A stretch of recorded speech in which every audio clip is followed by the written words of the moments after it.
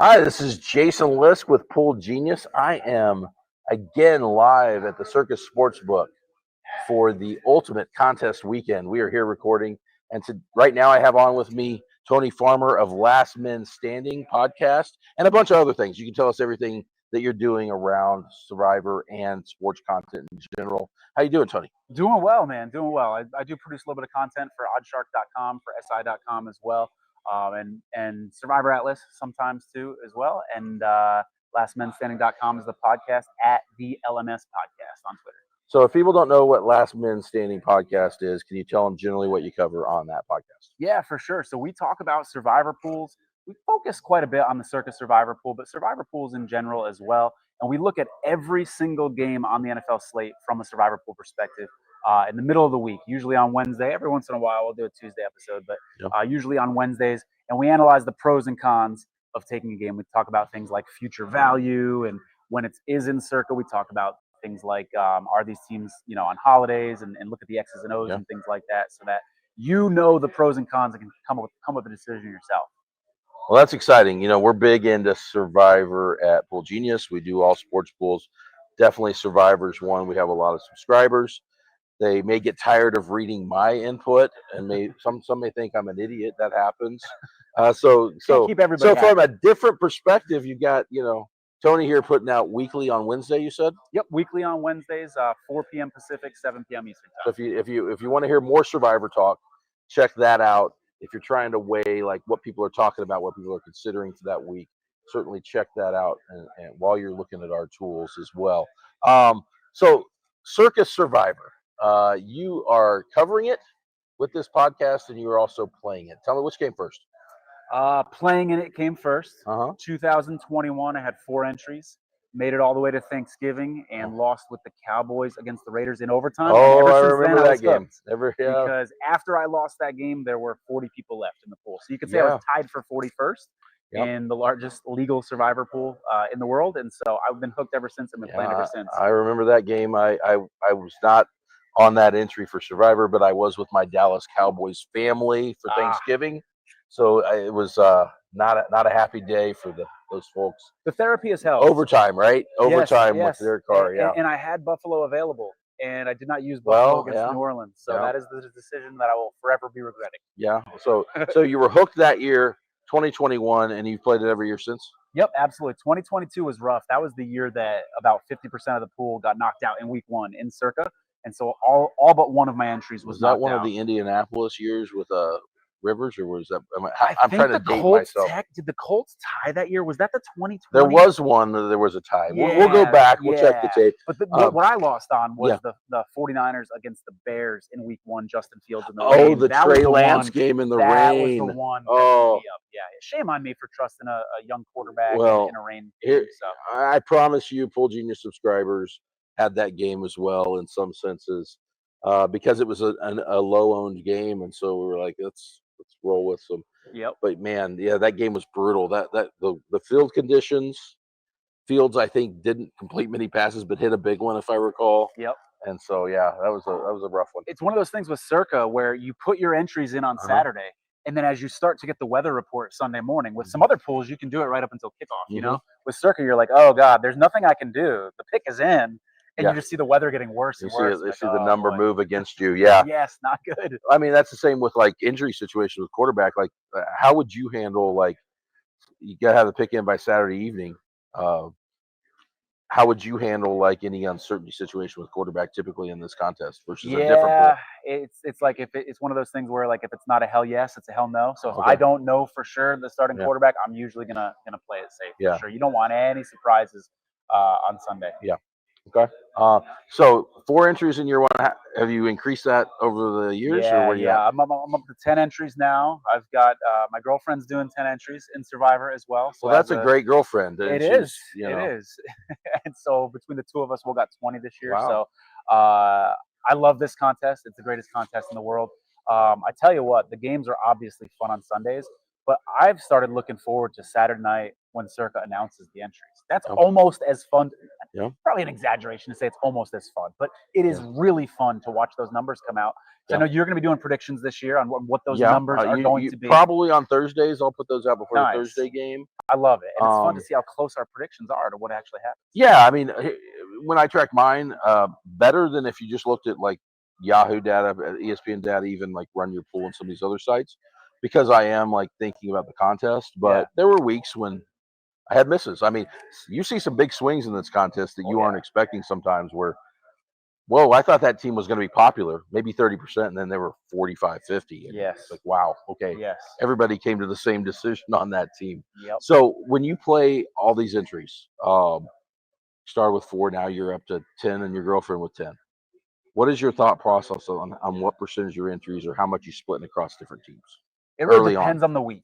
Okay. You know, I'm not going to say, you know, you always have to split them. Never put, you know, all 10 on one. There's obvious risk to that. Yeah. There's also risk to spreading them out too much because, you know, as I was talking about the other day, you know, crazy things happen in the NFL. I lost an entry last year on the 49ers against the Cardinals when the 49ers kicker got hurt in the first half, right? Yep. So we all agree that crazy stuff happens. So if you're spreading it out too much on 7 different games, you're increasing the likelihood that one of those crazy things is going to happen on your game. Yep. So that's the risk to spreading it out too much. The obvious risk to going all in on 10 entries is if one bad thing happens, all 10 are gone. So I think there's a little bit of a balance. I'm not a you have to spread it out guy or you have to do all 10, but I think that it depends on your level of conviction. It depends on where you are in the season. Depends on your bankroll, your risk tolerance, all that sort of stuff. Yeah, I think to that point when I looked, and when we think about it, it's what you say. There's 2 competing goals, right? There's staying alive in the contest, and there's preserving each entry. Yeah. If you load up on one, you're obviously at risk of being knocked out. You also have to get one thing right to get 10 through. Going across 5 teams, you're almost certainly going to have a hard time getting them all through. And average loses in this contest. You don't want to be like the group average, so you don't want to be spread across everybody that everybody else is picking. You have to take stands against some teams. Mm-hmm. So you can't do that if you spread too far, right? Sure. And so you have to pick your spots. I think 2 to 3, but you could occasionally go all in. Because if you think about it this way.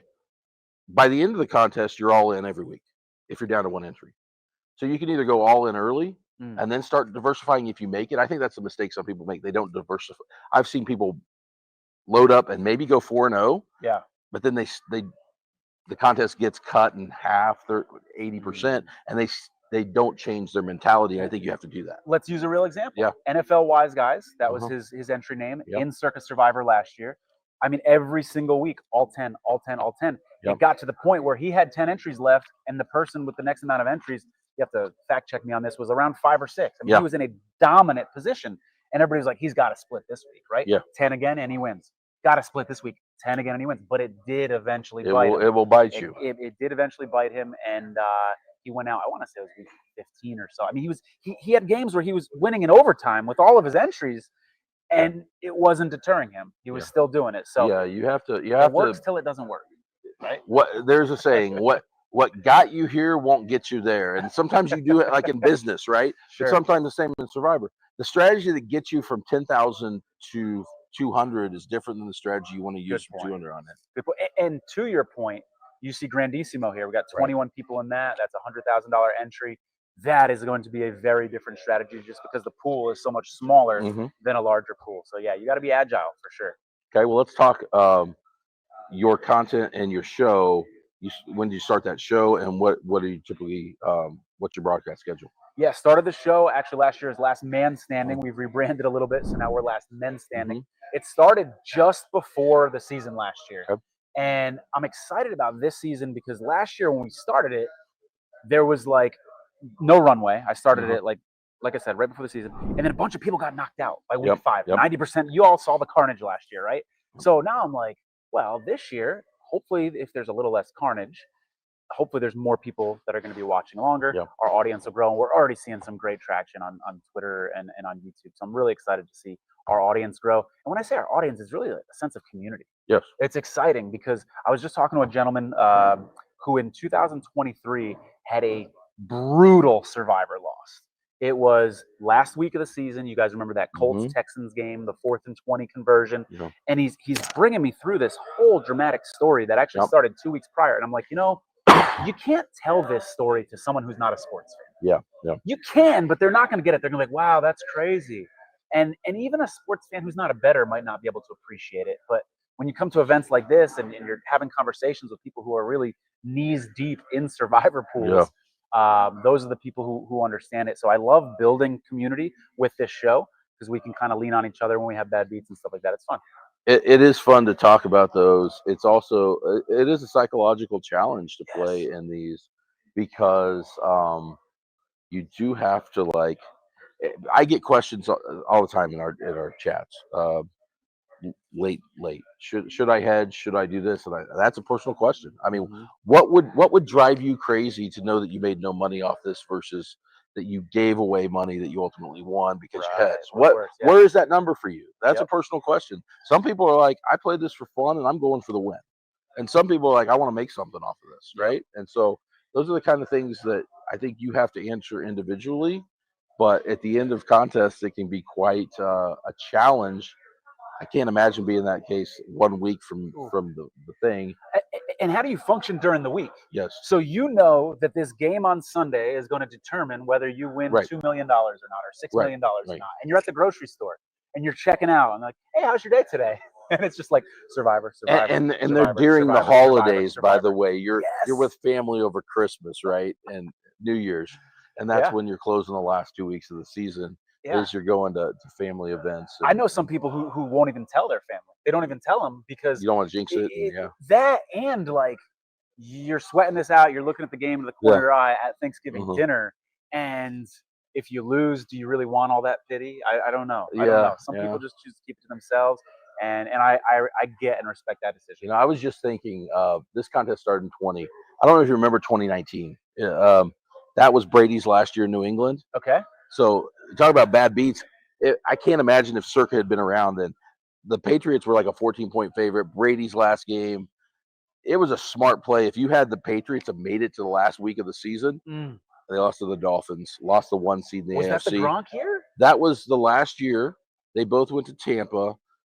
They lost out on the 1 seed and they lost to the Titans and Derrick Henry in the first round of the playoffs. But the And that week game later, was that the game where Gronk was playing defense and missed the I'm tackle, or trying to was that think if that was that one. It may have been. okay? It may have Okay, been because 'cause that was a the gnarly. Dolphins were bad. That was the bad Dolphins team, right? Yeah, And yeah, so yeah, I couldn't imagine if that game had happened in this contest because that not only is that getting to the end, that's getting to the end strategically with probably the best play on the. That's like having pocket aces and yeah, showing up. Brady, yeah. Belichick That's for rough. the 1 seed against a bad Dolphins team and losing at home. That's a So rough. anyway, Yeah. that came to mind as we were talking about this bad beats. But Yeah. yeah. So other content you said you were doing besides the podcast. What else? Yeah, I What do else you some work over at oddshark.com as well. So there's a video, for instance, on YouTube just with tips and strategies for survivor pools. got? But Okay. I do some non-survivor pool strategy for them too. Just some general educational tips Okay. about sports betting and things like that as well. Okay.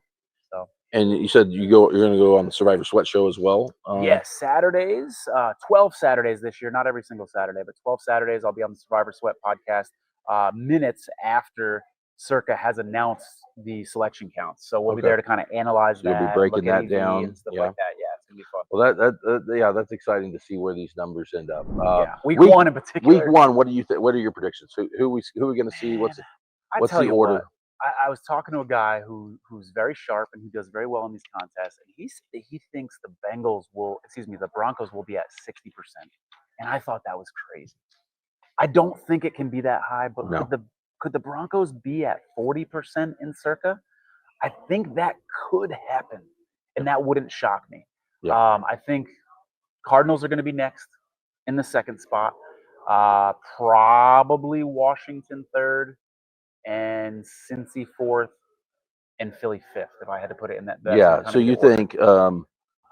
Have you heard from people about Philly and how they want to play that? With Philly plays on Black Friday, Thanksgiving, and Circa, you have to make a pick specific to those 4 games, which is why Yeah, we're talking about that. But Philly, probably the biggest favorite projected right now for those group of 4. for the Thanksgiving. How do slate. you think? What are you hearing? Do you think people are going to use Philly with the buyback option by the weekend, or do you think people are going to avoid Philly because they know they want to just not risk using them, advancing, but not having them available for things. It's a good question. I think if you're playing to win this thing, you absolutely don't use Philly, Right. okay? Because it is, as you said, against Chicago on Thanksgiving, right now, probably your best option. Yeah. But there are a lot of people that are signing up for Circa Survivor, believe it or not to win, but to make a profit. Because Yeah. there's this marketplace now that Survivor Sweat does, and you can sell a percentage of your entry. So, or I'm going to do 10 entries and I'll put one on Philly.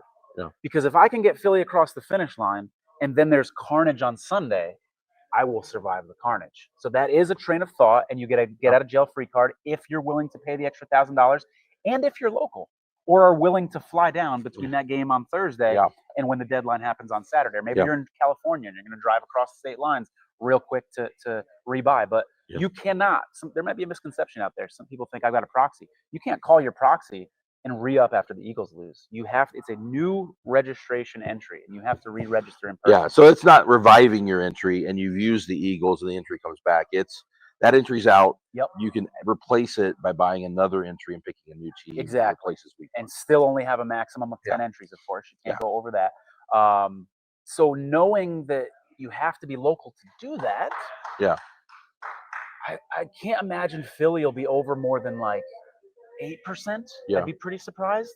Yeah, because in our national data, at least early with our modeling, because across all pools, we have that closer. We have Philly closer to Denver and Arizona, but in this contest, you're going to see that spread both directions because of the rules. Yeah. So yeah, it'll be interesting where that falls. But obviously, if I'm projecting, I got to figure out what exact number. But it's going to be stretching Arizona and Denver up, Philly down. Absolutely. And hey, last year in Circa Survivor, we saw 31 of 32 teams used in week one. So which is crazy, by the way. Which is nuts, right? I look up the board I love that there's some sickos out there willing to do that. Right. I would not endorse that. Yeah. I mean, I don't think there's 31 good plays on the board. No, absolutely not. I mean, does someone take the Saints? Does someone maybe do like the whole 9 entries on Denver and 1 on New Orleans just in case? Some people like to do that sort of thing. That's possible. I can't imagine stomaching, how about Vikings Bears? I want no piece of that in Survivor. And that's Monday night. That line's basically a pick 'em, and it can move either way. So much uncertainty with both those two teams, right? Like, is JJ McCarthy going to be good? Are the Bears? I think that offense is eventually going to be good, but are they going to be ready week one? If you're going to pick a team below, we're looking at the odds board up there. If you're going to pick a team below the top 5, the teams that are all -6 or better, which team are you going with if you have to pick one of those teams as a contrarian play? I would have said the Steelers before I saw Derek Harmon got injured. He's their rookie defensive tackle, who I was really excited to see his addition to the defensive line. I don't know if it's still going to be the Steelers. I'm still looking here. I mean, you don't want to use the Chiefs at 3.5. No. In fact, I think the Chargers could be a sneaky play for some people. You don't want to use. You can rebuy in Circa. It could be a sneaky play. Or in a rebuy. If I'm in a rebuy pool, Chargers, Dolphins rebuy pool. I love those 2 picks in a rebuy. Yeah. Dolphins, if you can get by in week 1 with the Dolphins, Tua is I'm telling you, he's probably going to get hurt this year. He's behind a shitty offensive line. He's got a history of concussions. I don't think they're a winning team. I don't think they're going to have a winning record. So if I can get by through week 1 using the Dolphins. My concern is they're not good no matter what, but they're better with Tua. I don't know. Fair. But yeah, that's a team that is going the wrong direction with their roster construction. Yeah. With everything. So there's no great, like, that's the thing and why we may see it concentrate up. Yeah. I don't think there's a team that's emerged. Like, if you had a -4.5 and they weren't like one of the top 5 or 6 teams in the league, that team would be in play as a contrarian pick. I don't know that exists right now. Yeah. Because really the only other 2 up there that I think both have low future value right now and are close are Jaguars and Patriots. Certainly a lot of risk on those games. Yep. Those teams arguably don't have a ton of value, but you don't know how the seasons go, right? If the Patriots are better, there's going to be spots mid-season when they might be the team you wish you had. Yeah, that's fair. And there is a little bit of love out there for the Panthers, and there's a little bit of love out there for the Raiders. Yeah. As potentially being sort of dark horse teams, not as survivor picks, but as being dark horse teams that are better than people think. And so going against those teams doesn't feel great to me. Yeah, so really not a ton of great options have emerged. If I'm not playing Circa, but if I'm playing like a smaller entry with strikes and stuff, I am probably sprinkling some of those teams in. at the Sure. end of my portfolio. Yeah, absolutely. Because in those cases, hey, I'm playing it out different ways. What hits? You never know. My entry that won in one of those contests last year was basically like it got through with with low future value use, and then I was set up to make a run in a multi-pick pool late in the season. But that's because I had gotten through with the Jets and the Jaguars and Seattle, who was okay and useful, but wasn't the team that you needed late. Yeah. And Houston in week 2. So those kind of teams, none of those were like ultimately the top 8. If you can get through an entry in a strike type pool with one of those teams, then you're doing okay. Yep. They're at least arguable in a really large pool where nobody's picking them because you have a lot of leverage. Absolutely. Let me ask you about the Broncos Titans game.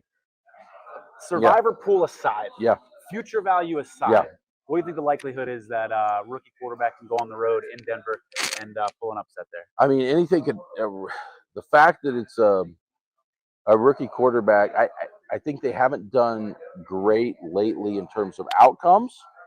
Like last year, we even saw Jaden Daniels in week 1 lose to the Bucs, and it was a 17-point game. Ultimately, that team was way better than that. Denver was probably the most picked against team last year because they were starting Bo Nix. Seattle was popular. Yep. And ultimately, they were a good team, but they couldn't beat. So I think if you're asking me which team is most likely to win, it's the Broncos. Right. But depending on how many people are on them, it's not a lock by any means. They're 7.5. Yep. There's a chance. He's going against a tough defense, so if there's some growing pains that could show up against that Denver defense. I will say this: if you lose with Denver week 1, I think you sleep okay at night, and you say, you know what? Yeah. This rookie came in. He's got a bright future. He came in. He beat me on the road in a really tough situation. It never feels good to lose in week 1, but that feels better to me than like the Bengals against the Browns, because then you lose that game and you say, what the hell was I thinking? Zach Taylor's 1-6 in week 1 games in his last 7 years. Yeah, I fell for it. I'm probably going to fall for it at some point with some entries because I like to loathe at least some picks. Sure. And beyond. But yes, I think they're trying to change that. Whether they're successful, we'll see, they've rested Burrow more than they're playing him more. Yep. They're trying to do things to break that early because that cost them last year. I mean, the Bengals should have been a playoff team. Should have been. You have that offense. The fact you don't make the playoffs is terrible, honestly. He led with as many touchdowns, as many yards he threw for. The defense was bad, but also the start. I mean, if they just don't lose that Patriots game, they're in the playoffs, right? Yep. If they just get off to a decent start, they're in the playoffs. I mean, were they 0-4? I'm trying to think. They lost to the Chiefs early. They lost that game to Monday night to the Washington Commanders. That's right. Yeah. And they lost to New England. They were either 1-3 or 0-4 to start, and then they finished just out of the playoffs at 9-8, I believe. I think it's possible. So I think they're doing things to. Their defense might still be bad. I think could it be worse? It could. I think their defense, like personnel-wise, it would be hard to be worse, but it could be worse. I think personnel-wise, it could be worse. They're bringing in a new defensive coordinator. That can always change things for the better. They're definitely, for the younger generation, they definitely could be the Mike Martz Rams of this generation in terms of they can light it up with their receivers. But that defense, like if you remember the 2000 defense, right at the year after the Super Bowl when it fell apart. Yep. That team lost so many shootouts. And Yeah. So they could be that team. And those kind of teams can burn you in fantasy, in Survivor or anywhere because no lead's safe, right? Yep. And so. Well, week 1, they always say the defenses are ahead of the offenses. Yeah. So I worry about picking a team that relies so much on its offense because if that offense isn't clicking yet, and to your point, I like what you said about they're playing them more in the preseason. That's going to help. Yeah. Is it going to help enough? We'll see. I mean, I'll probably dabble in the Bengals just because they make sense, but I've got to think where I want to take my stands between those top 5. Yeah, I mean, absolutely. I'm probably going to be light on the Eagles for the reasons we laid out in most pools. In most pools, I just don't see that it's a huge upside play, right? I want to have the Eagles available, but who do I take a stand against? I don't think you can play across the board across the next 4. Right, you're right. You're following the crowd. Yeah. So you got to pick a stand somewhere. Yeah. To your point about Burrow not playing in the preseason, just a nice little anecdote here. 2023, Kirk Cousins goes into week 1, 0 preseason snaps. Week 1, as a 5-point favorite against the Bucks. Yep. 2 first quarter fumbles that he loses, one on a center quarterback exchange, the other after he gets sacked. They end up losing by 3 points. I can't say for sure that the lack of preseason snaps is why he fumbled, but there might be a correlation there, and it was a 3-point game. Yeah. Those fumbles are why they lost the game. I can say that. And so I do think playing time in the preseason matters, and it's something we should I think it look probably at for week one. does to get ready. I mean, Burrow was unavailable even with a calf injury one year, and Good point. So not only Yeah. do you play in the games, but are you practicing regularly? All that stuff. But yes. Yep. And thank you again for bringing up yet another game that I lost a bunch of injuries on in week one. I feel like week one's my worst week, by the way. So don't listen Bringing up your trauma. Right. So it's been great to have you on.